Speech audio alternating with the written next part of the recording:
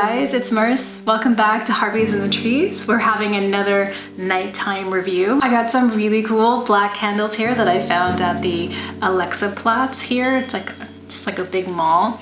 Unfortunately though, they are only dipped in black, so they are going to start bleeding white at some point. Before we get into reviewing Last Days by Nevill, I just wanted to say thank you so much. I just reached 300 subscribers. It's very exciting for me. This whole entire channel has elevated my life in ways that I can't even really explain. It's given me a passion for things that were unexpected, like Lilith, my puppet that I made. She is part of my book reviews, and I also do little sort of stop motion films about her.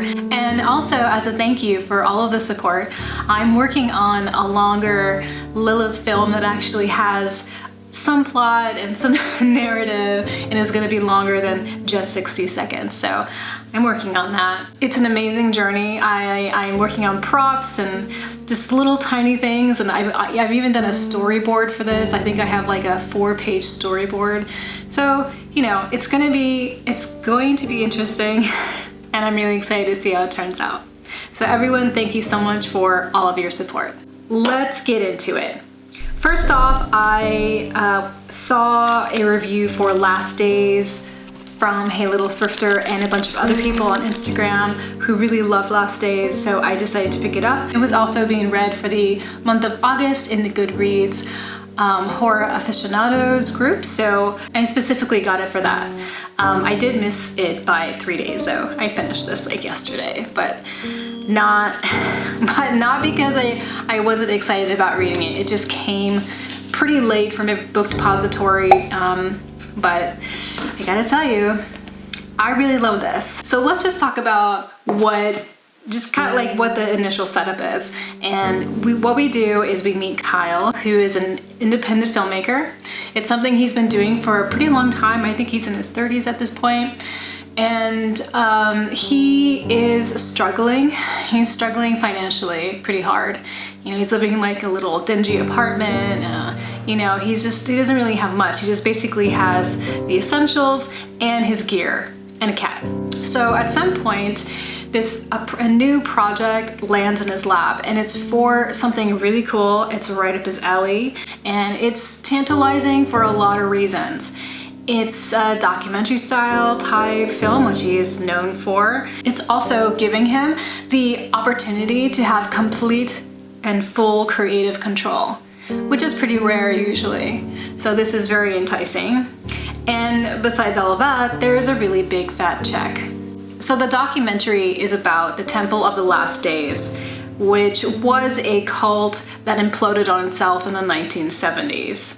And the guy who wants this story told, his name is Max Solomon. He's the producer. And he is setting up Kyle with everything that he needs: plane tickets, hotel rooms, all of the interviewees, locations, and how to get there and how to get in there, and everything. He's providing everything. Max has the means.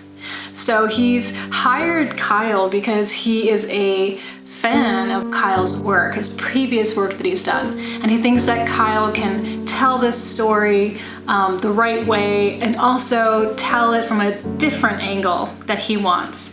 And it's a supernatural angle.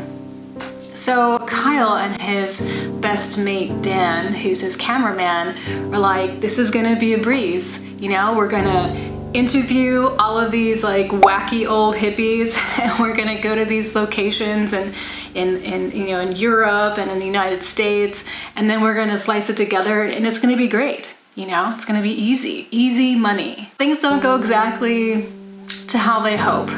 They definitely don't. I can't really tell you any much more because I definitely do not want to spoil it.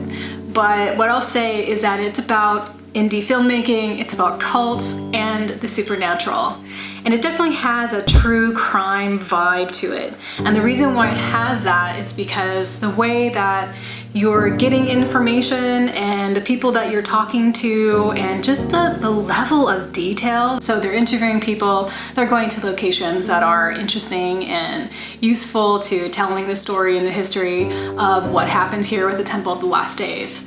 And what's interesting is Kyle is like the type of artist who, when he is doing a project, he kind of like goes completely like 100% in. So he's going to read all of the previous books and watch all of the previous documentaries and find any type of information he can on Google about who he's going to be interviewing and where he's going. So he has a lot of information already. He is prepared, like just more than prepared, because filmmaking to him is more than just filmmaking. It's just part of who he is.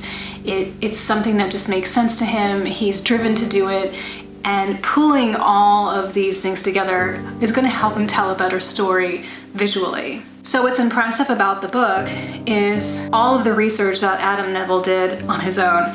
He had to research just like what type of gear people use when they're filming with just two people, you know, type of indie type of filming that you would do maybe if you were doing urbex or something like that. So he's researching indie filmmaking, you know, not just like in gear, but also like how do you transfer files, how do you get the rushes done, how do you, you know, how are you talking to each other about the assets and things like that. So also doing a lot of research on very famous cults. You know, there's a few mentions of cults and cult leaders in there that you'll probably recognize, and he's pulling a lot from there to kind of build this really amazing profile of a believable cult, you know?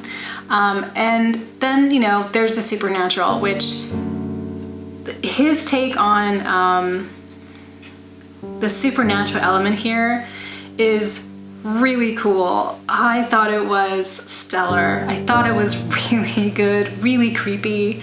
And for a lot of the book, it was, you know, you're kind of on the edge of your seat because you're just like, this sounds like hopeless, you know, this sounds bleak. You know, what are they gonna do? It's creepy, it's fucked up, it's dark.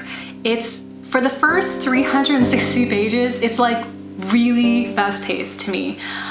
You're going to locations, you're exploring places, and you're talking to people, and you know, things are happening in between, and it's just like bam, bam, bam, bam, bam.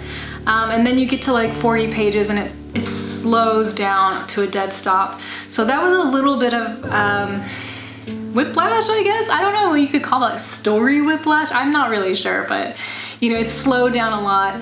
And you have like a metric ton of information that's coming to you about almost everything, basically. Then after those 40 pages or so, it picks right back up and you're back into this like situation that needs to be dealt with. That is all I will say. It has a lot of action. It has a lot of lovely ruin porn and exploration in the dark, which is always really cool for me. So there was only like a few things that kind of jumped out at me, but it wasn't anything that made me dislike the story or not want to keep going or anything like that. Just kind of like little things, like for instance, Max Solomon, the producer, he loves to talk. He loves to tell you what you don't know, I guess. And he's very pedantic. He's a bit preachy. He's kind of elitist. And he always has to say Kyle's name. Like just every paragraph, it's like Kyle, my dear Kyle, Kyle. If you say his name one more fucking time, I swear to God. And there's also these moments of, you know, Kyle being in disbelief where you just were kind of like, why? Like, there's a lot that's happened here. I did expect there to be more hand cam work with Kyle when he's alone by himself, just to use it as a buffer with reality. To me, I always felt like looking through a viewfinder, it just seemed like whatever you were looking at, it just made it seem not real, you know? And that kind of might make me feel a little safer, a little bit more in control when things are kind of getting crazy. But that was really the only thing I thought like, it could have had more of. It was written really cinematically, which makes a lot of sense for what the theme of this was. And And it was epic because of all of the information. It just was like such a rabbit hole, and it went so far. I would really, really love to see the story maps for this, just to see like, just because I'm curious, just to see like how all of those thoughts came together and how they're connected. So my rating for this is 4 out of 5 stars. I really liked his style of writing. You know, he has he has a way of like kind of writing thoughts within paragraphs, and also using very short sentences to sort of express like staccato thoughts, you know, like things that are happening quickly. I really enjoyed the interviews a lot. That was really fun and riveting. I liked it. I felt that the supernatural, let's just call them visitors, were really well done. Just really, I don't know, like I wish I could tell you about it, but I won't. It was creepy. It was dark. It was, there was a lot of action. There was just a lot of unsettling mystery for a while, you know, like you're like, what's going on? Like, what is this? What's happening? And that's so tantalizing, you know? So it's a wild ride. You go to all these different places, you speak to different types of people, you are hearing all kinds of crazy shit, basically, and it's fucking fun. He did write The Ritual, which I have not read. I did see the film on Netflix, which I thought was, I loved it. I did hear the book is better, of course. So that's all for me. Thank you so much for hanging out with me today. I hope that everything is going really well for you, and I'll talk to you soon.